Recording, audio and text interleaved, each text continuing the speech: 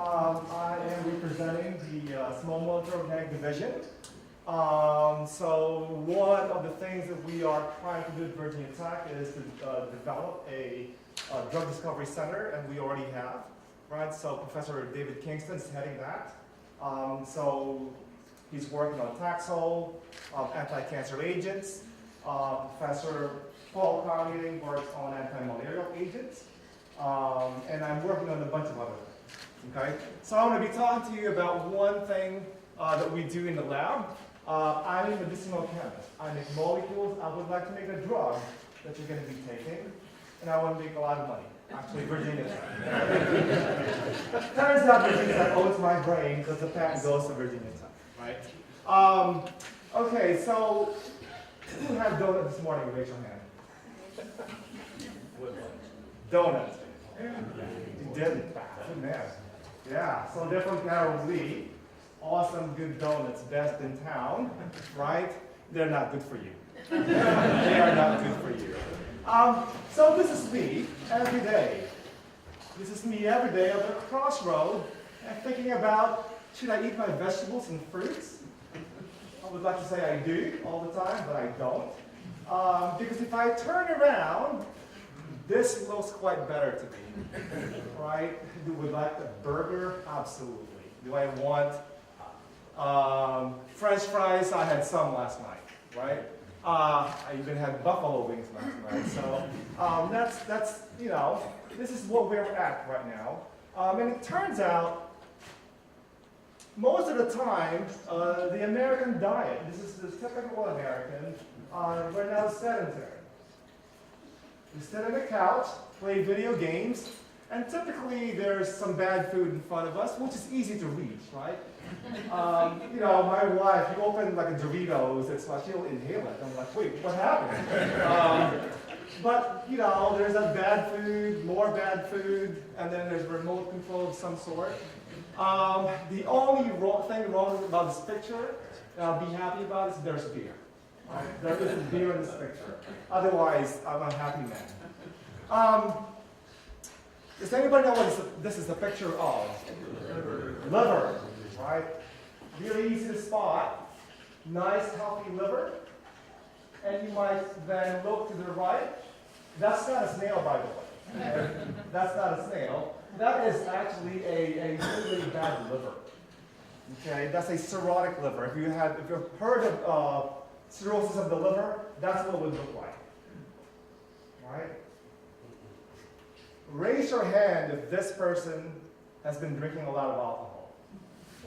Show of hands. Yeah, you're absolutely wrong. Right, you're absolutely wrong.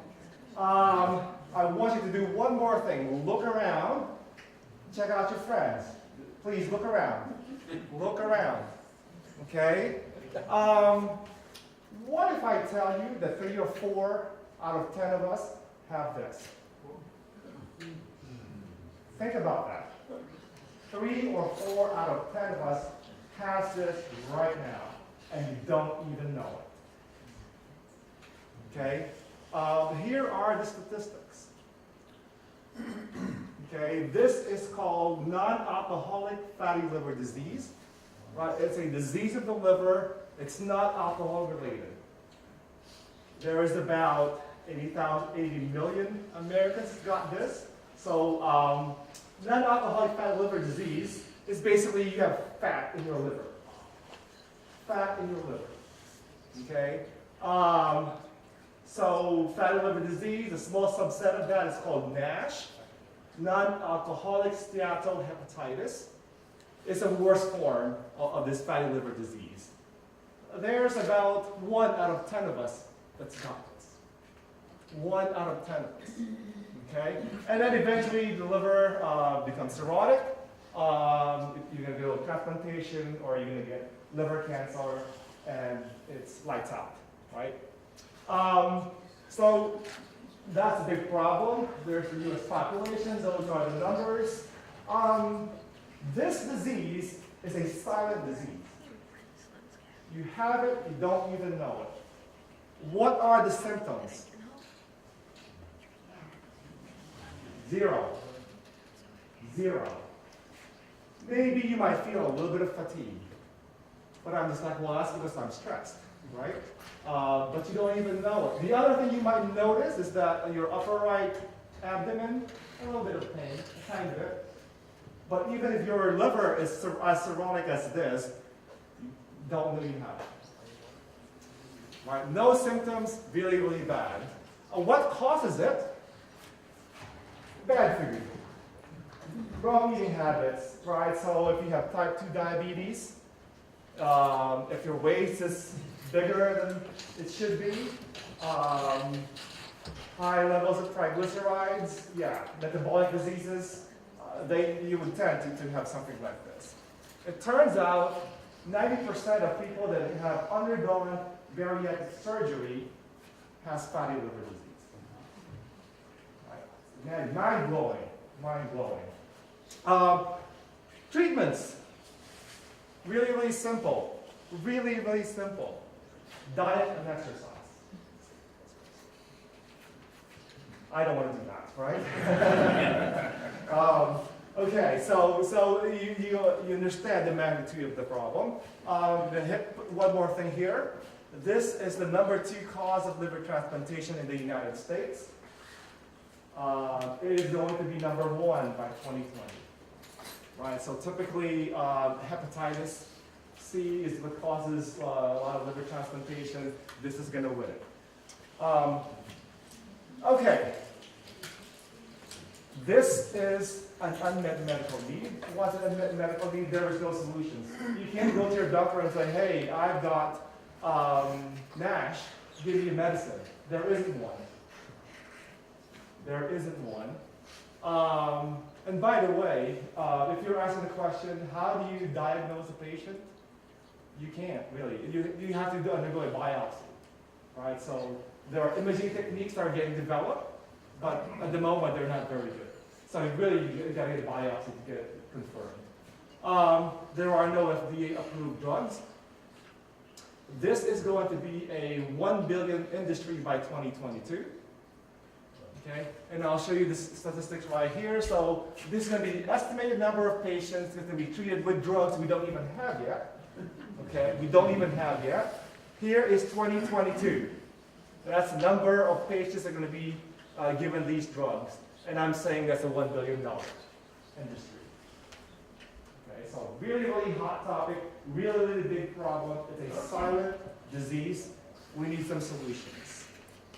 Okay, so awful, awful stuff I'm telling you, you're going to be depressed, right? So I actually went to CrossFit last night. So here's a picture of me. Oh, wait. Sorry. That's me. Okay. So what if you could take this guy and convert him to something like that? Or maybe just reduce a little bit of the fat, right? Or remove some of the fat. Would that be helpful? Right? So if you lose the fat, yeah, that's going to be really helpful for this, right? Fatty liver. If you remove the fat, then it's just a liver. Okay? Then it's going to be hopefully a healthy liver. And so that's what we're going to try to do. We're going to take this guy and try to convert him to something close to that. And how do we do that? Okay, there's not going to be a quiz after this, okay, so don't worry. So let's look at this. It's a cell, right? So this is a cell, and it's got a bunch of components to it to make it work. It's like your house. And then there is this mitochondria, right? This green thing, that green thing. The mitochondria, if you remember, back in, I'm sure you're trying to forget this, back in the old days, we say, hey, it's the powerhouse of the cell, right? That's what makes ATP, that's what makes me walk and talk and yell. And so, yeah, this is where the energy comes from. And so if you look at that organelle, it looks something like this. And this is where you make energy. Okay? And so it's sort of like your house, right? If you want to heat up your house, what you're going to do, hopefully, or maybe, you have a fireplace. If you want to heat up your house, you need fuel. That fuel comes from wood. So there it is. And so you keep your house warm in the wintertime by putting more wood in there. You heat it up. That's going to cost fuel. Your fuel is the wood. And so that's sort of your mitochondria. Okay? And what we really want for this to work is to make your mitochondria work a little bit more. And what you do is introduce a leak. Okay? So make it inefficient.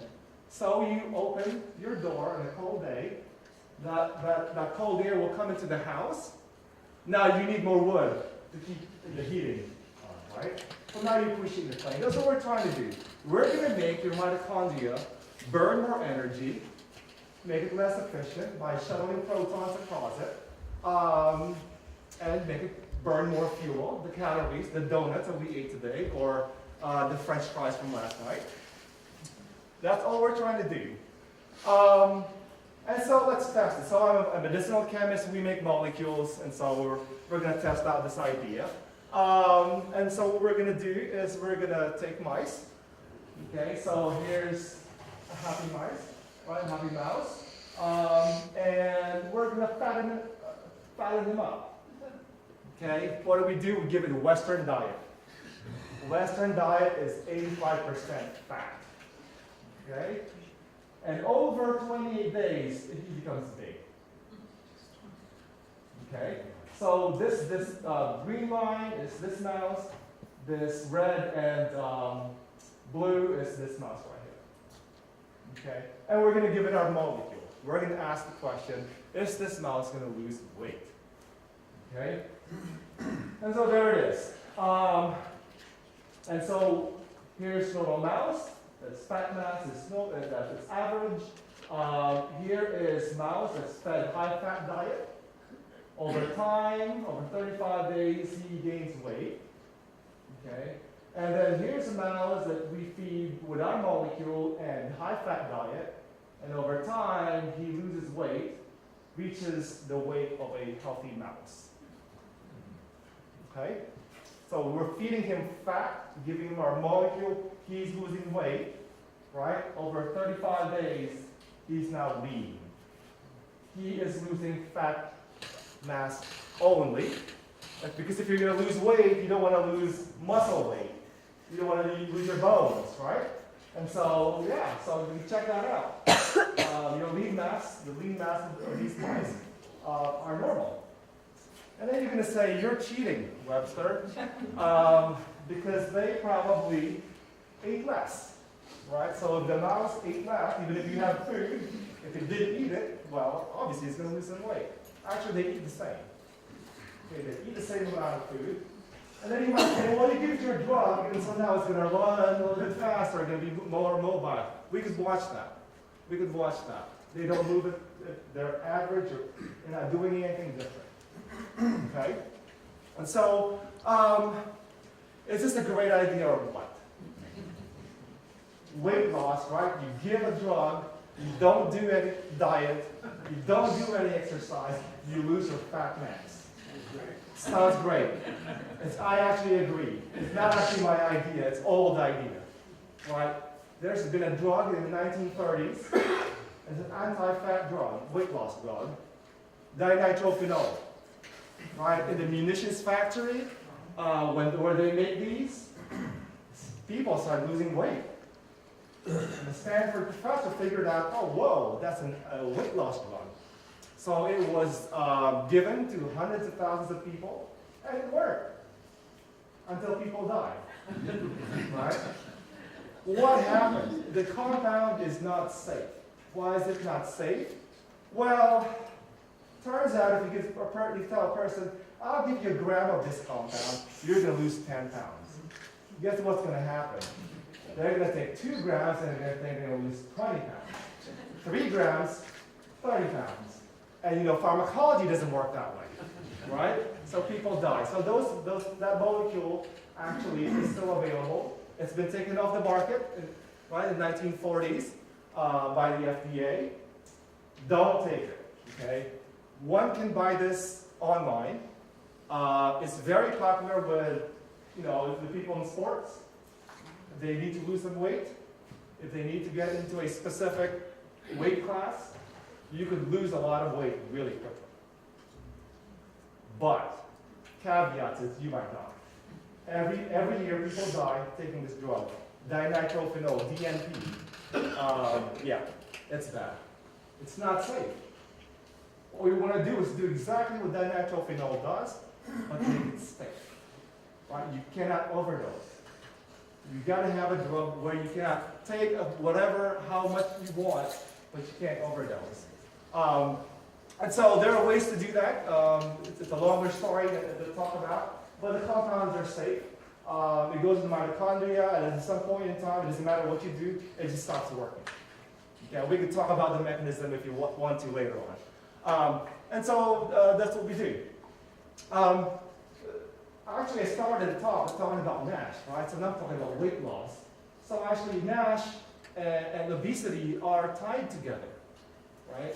You can't have a drug company try to tackle obesity because they're no longer a drug company, right? It's death sentence for a drug company to do that because nothing has worked. Billions of dollars have been poured into it, never worked. Okay, so we've taken our compounds in NASH model, fatty liver disease. So you could take these animals, mice, feed them a drug, they develop the symptoms and morphologies and so on of NASH. Over 2 weeks, our compounds reverse the NASH. So the FDA has a scoring system, NAS score. If you lose 2 points, that's good by the FDA. And so our compounds have done that, right? So we put them in mice, we put them in rats, we put them in dogs. And so the next step would be humans, and so we hope to be in humans by late next year. Okay, so let me take you back to here. We don't necessarily have to worry about obesity, type 2 diabetes, fatty liver disease, right? We're always in this crossroad, and if we just make the right choice most of the time, right, and do some exercise, we just might be okay. So I gotta thank the people that actually work here. So this is my group at the moment. Mine is a couple of people. The people in the arrows are the ones that I harass every day because we are scaling up compound synthesis for a lot of studies. My collaborator is Kyle Hain. He is at the University of Virginia and University of New South Wales. Lots of late night phone calls with this guy. The running joke is that I speak to him when I speak to my wife, which is actually true. And so funding for the work I've talked about today was from the Catalyst. This is a Virginia initiative, the Virginia Center for Aging, and we have a biotech company that's funding this, which I'm a full disclosure, I'm a co-founder, Continuum Biosciences, and hopefully NIH will start funding this type of work. I'm going to end there, and I'll be happy to answer any questions.